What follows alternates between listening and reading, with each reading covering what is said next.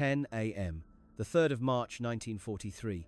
The Bismarck Sea wasn't a blue expanse anymore. It was a grey, churning blur rushing past the cockpit of a B-25 Mitchell named Margaret. Major Paul Papygun sat in the pilot's seat.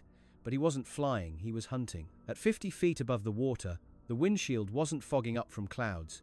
It was being caked in a thick, crusty layer of salt spray. Every time a wave crested, the propellers kicked up a white mist that threatened to blind him. To any other pilot in the U.S. Army Air Corps, this was a suicide mission. The field manual, written by men in air-conditioned offices in Washington, was very clear. A medium bomber belonged at 8,000 feet, dropping its payload in a stable, level glide. But Papygun had tossed that manual into a trash can in Brisbane weeks ago. Ahead of him, emerging from the tropical haze like a jagged steel tooth, sat a 2,000-ton Japanese destroyer. It was a Predator designed for one thing: swatting planes out of the sky. Its decks were bristling with 25mm autocannons, their barrels already dipping low, tracking the silhouette of the lone B-25 screaming toward them at 200 miles per hour. Gunn's thumb hovered over a solenoid switch on the yoke. He wasn't using the $1 million Norden bomb sight. He wasn't waiting for a bombardier's signal. He was looking through a crude iron ring he'd bolted to the cowl himself. The distance closed 1,000 yards, 800 yards. He could see the Japanese sailors scrambling, the frantic flashes of muzzle fire from the ship's deck. Back in California, the engineers at North American Aviation had sent frantic memos warning that what Gunn was about to do would tear the aircraft apart. They said the recoil alone would shear the rivets, shatter the cockpit glass, and stall the engines. They called his invention a mechanic's fever dream, but they didn't understand what was fueling the man in the cockpit.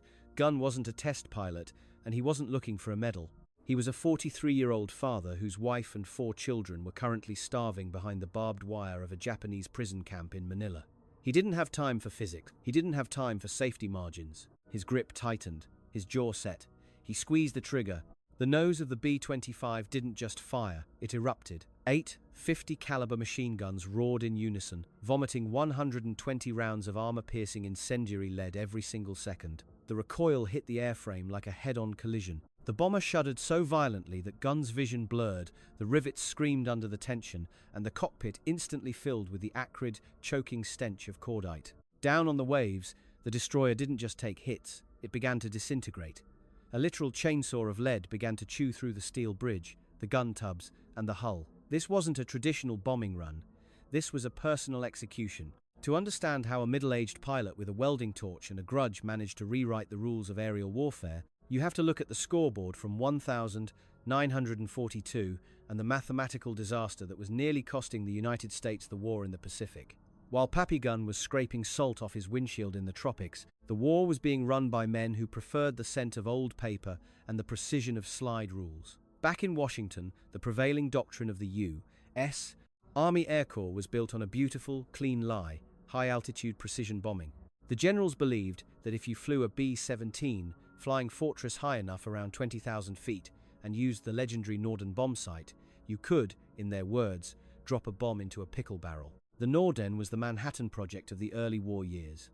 It was a mechanical masterpiece of gears, mirrors, and gyroscopes, so secret that bombardiers were sworn to protect it with their lives. On a clear day over a stationary factory in Ohio, it was a miracle of engineering. But the Pacific was not a clear day in Ohio. In 1942, the American air effort in the Southwest Pacific was a statistical humiliation. The targets weren't stationary factories, they were Japanese destroyers and troop transports moving at 30 knots, zigzagging across a chaotic ocean. When a B-17 released a 500-pound bomb from 4 miles up, it took nearly 40 seconds for that bomb to hit the water. 40 seconds is an eternity in combat. It gave a Japanese captain enough time to spot the release, order a hard turn, and watch the bomb splash harmlessly half a mile away while he finished a cigarette. The math was brutal. The hit rate against moving ships was less than 1%. The US was burning millions of gallons of high-octane aviation fuel and risking the lives of elite crews just to kill fish. Meanwhile, the Japanese were running the Tokyo Express, a relentless conveyor belt of fast convoys funneling thousands of fresh troops into the jungles of New Guinea. They were building a fortress wall just north of Australia. If they finished their airstrips in places like Lae and Salamaua, they wouldn't just hold the islands, they would have the leverage to bomb Australia into submission. General George Kenney, the commander of Allied air forces in the region, looked at the reconnaissance photos and realized he was trying to win a knife fight with a telescope. He didn't need a pickle barrel miracle from 5 miles up. He needed a sledgehammer delivered at point-blank range. Kenny had the B-25 Mitchell, a fast, rugged medium bomber, but it was designed for the wrong war. Its nose was a greenhouse made of thin plexiglass, where a bombardier sat on a stool, hunched over that delicate northern sight, hoping the Japanese Zeros wouldn't spot him first. It was a defensive platform, built to run away after dropping its payload. Kenny needed a commerce destroyer. He needed a plane that could look a warship in the eye and blink last. But the clean rulers back at the factories in California and the headquarters in D.C. said the B-25 wasn't built for that. They said the airframe couldn't handle the stress of low-level strafing. They said the weight distribution would make it unflyable. They had the blueprints. Paul Gunn had the dirt of Port Moresby under his fingernails and a rage that the blueprints didn't account for. He knew that if he didn't find a way to sink those ships, the guards at the Santo Tomas internment camp would never run out of supplies and his family would never come home. To the young pilots in the Pacific, Paul Gunn was a relic. At 43 years old, they called him Pappy because he was twice the age of the boys learning to fly in the cornfields of Iowa. Gunn didn't care about the nickname. He had been a naval aviator in the 22nds and a civilian pilot in the Philippines in the 32nds. He knew the islands, he knew the engines, and most importantly, he knew how to make machines do things they were never intended to do. Gunn walked into General Kenny's office in Brisbane and proposed a modification that sounded like a fever dream. He wanted to rip out the bombardier, throw away the Norden bomb sight, and pack the glass nose of the B-25 with a battery of fixed 50 caliber machine guns. He wanted to turn a medium bomber into a flying shotgun. When the engineers from North American Aviation heard about the plan, they didn't just disagree, they laughed. They sent memos filled with complex equations explaining the laws of physics.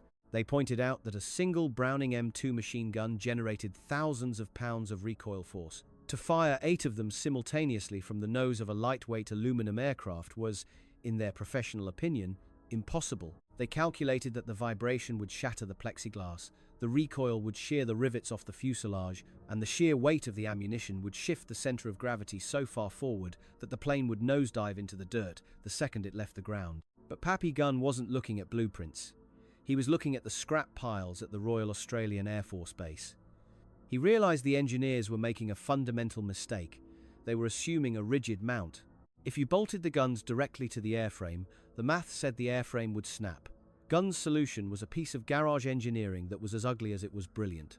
He designed what he called a spider mount, a bizarre, hand-welded contraption of steel tubes and plates that allowed the guns to float inside the nose. To soak up the massive kinetic energy of the firing guns, Gunn went scavenging. He didn't look for aviation-grade parts. He looked for heavy-duty truck springs and industrial shock absorbers. He installed these scavenged springs behind the gun battery, allowing the entire weapon system to recoil backwards several inches into the springs, which would eat the energy before it ever reached the delicate aluminum skin of the bomber.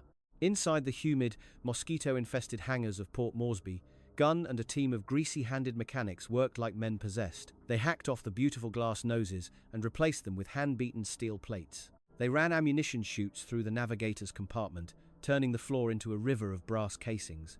They bolted blister packs, extra gun pods onto the sides of the fuselage. By the time they were done, the B-25 strafer didn't look like a precision instrument of war anymore. It looked like a Frankenstein monster. It was nose-heavy, soot-stained, and strictly unauthorized. The factory reps called it the suicide box and warned that Gunn was going to kill his own pilots before they ever saw a Japanese ship. Pappy Gunn ignored the memos and the laughter. He knew that a machine doesn't have to be pretty to be lethal. He spent his nights welding and his days obsessing over the physics of the kill. He wasn't just building a gunship, he was building a delivery system for a very specific kind of violence. Because while the machine guns were designed to shred the decks and kill the gunners, Gunn knew they weren't enough to sink a ship. For that, he needed to solve the second half of his impossible equation.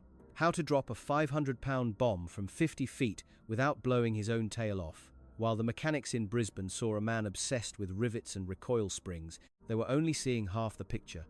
The true blueprints for the Strafer weren't kept in a safe. They were etched into a haunting memory of a family left behind.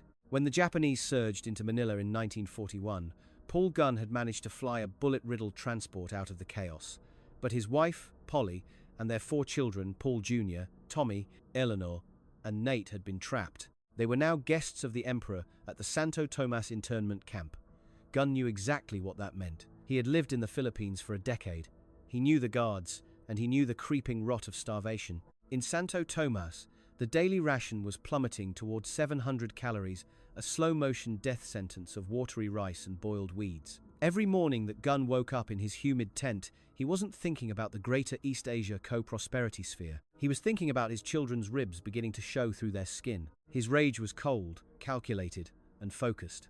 He didn't want to just win the war. He wanted to end it before his family became ghosts. This was the fuel that drove him to solve the most dangerous part of the commerce destroyer equation, the bomb. Machine guns could shred a deck, but they couldn't sink a ship. To do that, you needed 500-pound bombs, and dropping them from 50 feet was a death wish. If you dropped a bomb at that altitude, the blast radius would reach hundreds of feet into the air, effectively swatting your own plane out of the sky before you could clear the area. Gunn's solution was a tactic called skip bombing.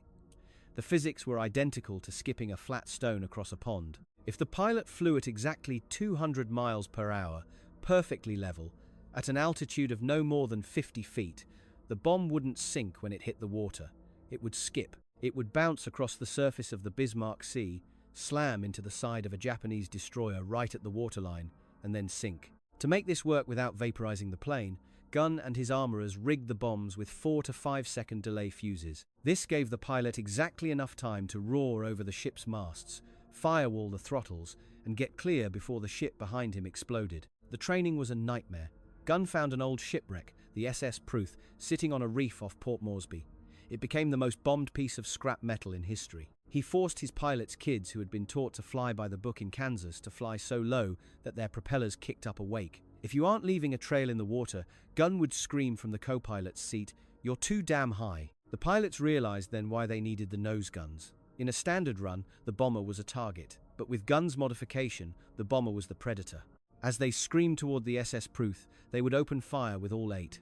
50 cals, a wall of lead that would suppress every anti-aircraft gunner on the deck.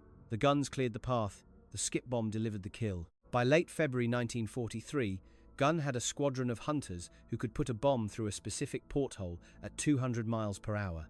They were ready. The suicide boxes were fueled, the spider mounts were greased, and the scrap metal springs were coiled like snakes. They just needed a target, and on the morning of March 1st, the Japanese gave them the biggest one they could have asked for. The test came sooner than the skeptics expected. Intelligence reports, filtered through codebreakers and coast watchers, confirmed a nightmare. A massive Japanese convoy had assembled at Rabaul. 8 destroyers and 8 large troop transports, thousands of soldiers were heading for the Huon Gulf. This wasn't just a resupply, it was a full-scale invasion force intended to crush the Allied foothold in New Guinea. If those troops landed, the Tokyo Express would effectively win the war for the South Pacific. The Japanese commanders were counting on a tropical cyclone to act as their shield. They knew the Americans relied on high-altitude B-17 seconds that couldn't see through the heavy cloud cover. They believed they could slip through the damp silence of the Bismarck Sea and land their army without losing a single man. They were right about the B-17 seconds. The flying fortresses were flying blind in the stratosphere. But they didn't know that the suicide boxes were sitting on the mud strips of Port Moresby, engines idling, waiting for the ceiling to lift just enough to see the waves. On the morning of March 3rd, the clouds finally broke. The Japanese captains were experienced men. They stood on their bridges, binoculars trained on the high-altitude sky, waiting for the tiny black dots of the B-17 seconds. They had their helmsmen ready to dodge bombs that would take 40 seconds to fall. They were playing a game of chess against a grandmaster they thought was moving too slowly. They didn't realize Pappy Gunn had just flipped the board and pulled a knife. The first sign that the world had changed wasn't a sound, it was a shape on the horizon. Out of the mist, a swarm of B-25 seconds appeared, but they weren't specks in the clouds, they were hugging the deck, flying so low their propellers were kicking up a salt-white wake. Leading the charge was the 90th Squadron, a wall of aluminum moving at 200 miles per hour. Inside the lead bomber, the pilot lined up on the destroyer Arashio. In a by-the-book engagement, the destroyer wins this fight every time. Its 5-inch main guns can vaporize a bomber miles out. But the Arashio couldn't fire. Its barrels couldn't depress low enough to hit a target skimmed 10 feet off the water. The Japanese gunners were staring down the barrels of something they had never seen before. The pilot squeezed the trigger. Inside the airframe, Pappy Gunn's spider mount slammed backward into the scavenged truck springs. The recoil force hit the aircraft like a car crash, but the rivets held. 8 50-caliber machine guns erupted, creating a density of fire that didn't just hit the ship, it disassembled it. The armor-piercing rounds punched through the steel plating of the bridge, shredded the gun tubs, and turned the deck into a slaughterhouse before the Japanese crews could even train their sights. The machine guns were the can opener, and the skip bomb was the knife. At 300 yards, looking directly into the eyes of the terrified men on the bridge, the pilot released the payload. The 500-pound bomb hit the water at a shallow angle, bounced once, twice, and slammed into the hull of the Arashio right at the waterline. 4 seconds later, the explosion didn't go up, it went in. The shockwave lifted the 2,000-ton ship out of the water, snapping its keel like a dry twig. The scene was repeating across the entire convoy. The transports, fat and slow, were defenseless. One B-25 pilot, Major Ed Lana, flew so low he had to pull up to avoid hitting the mast of the Kenai Maru. His skip bomb entered the engine room and detonated.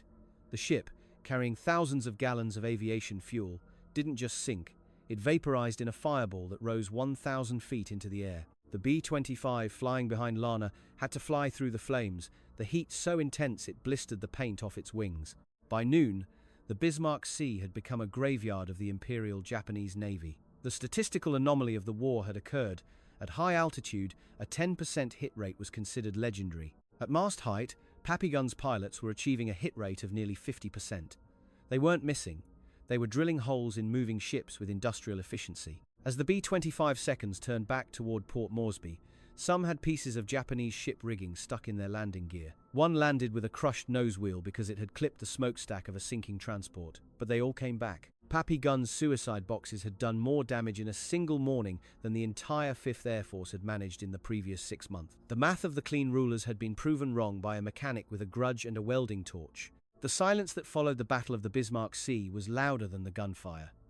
In the officer clubs of Brisbane and the corporate boardrooms of North American Aviation in California, the laughter stopped. The recoil toy wasn't a joke anymore, it was the new doctrine. The engineers who had written lengthy memos explaining why the B-25 would disintegrate now had to explain why a middle-aged mechanic in a jungle hangar had outsmarted their entire design department. They didn't send an apology, they sent a team of draftsmen with measuring tapes. They arrived at Gunn's open-air workshop in Port Moresby, sweating in their clean uniforms, holding clipboards. They climbed over the soot-stained, battle-scarred B-25 seconds. They measured the thickness of the steel plates, sketched the ugly welded spider mounts, and poked at the scavenged truck shocks. They realized that while the math said this shouldn't fly, the physics of combat proved it was the most lethal medium bomber in the world. The factory reps did exactly what smart men do when they've been beaten. They stole the idea. They flew back to the States and started building the B-25J. When the new models rolled off the assembly lines in Kansas City, they didn't have a glass nose for a bombardier. They had a solid metal nose packed with 8 .50 caliber machine guns, installed at the factory using a refined version of Papillon's suspension system. They called it the Strafer model. The manual was rewritten. The suicide box became the standard configuration for the rest of the war. Gunn didn't get a patent or a royalty check. He just got the satisfaction of watching thousands of factory-built clones of his impossible plane arrive in the Pacific to finish the job he started. But Gunn wasn't finished. If 8 machine guns were good, he decided a cannon would be better. He took a 75mm field artillery piece, a weapon designed to be towed by a truck, and shoved it into the nose of a B-25. When he test-fired it, the recoil was so violent the plane almost stopped in mid-air. Rivets popped and the structure groaned, but he made it work. He created a flying tank destroyer that could sink a ship with a single shell from 2 miles away. He flew these Frankenstein machines until his body began to fail him. In late 1944, while flying a mission over the Philippines, Gunn's luck finally ran thin. He was shot down, his plane crashing into the jungle. He survived, but he was badly burned by white phosphorus, leaving him with a mangled arm and a missing finger. The flight surgeons signed the papers to ground him permanently, telling him his war was over. He was a 45-year-old man with third-degree burns. He should have been on a hospital ship heading to San Francisco. Gunn ignored the doctors the same way he ignored the engineers. He wasn't leaving until he opened the gates of Santo Tomas. He talked his way back onto flight status, flying supplies and reconnaissance, anything with wings counting the miles to Manila. On the 3rd of February 1945, the nightmare finally ended. The U.S. 1st Cavalry Division smashed through the gates of the Santo Tomas internment camp. They found 3,700 civilians who were barely more than walking ghosts, surviving on less than 700 calories a day. Among the skeletons were Polygun and her 4 children. They had survived 3 years of starvation and disease. When Pappygun finally walked into that camp, he wasn't the legendary commerce destroyer. He was just a father who had spent every waking second of the last 3 years building a machine violent enough to save his family. He found them alive. That was the only victory that mattered. The ships at the bottom of the Bismarck Sea and the medals on his chest meant nothing compared to the moment he put his scarred arms around his wife. The cold rage that had fueled him finally evaporated. After the war, Gunn stayed in the Philippines. He had no interest in peacetime bureaucracy or a desk at the Pentagon. He started Philippine Airlines, going back to what he did before the world caught fire, flying cargo over the jungle and fixing engines with baling wire. But men like Pappygun don't die in bed. On the 16th of January 1957, he was flying through a storm near Manila when his plane went down. He was 57 years old. His legacy isn't sitting in a museum case.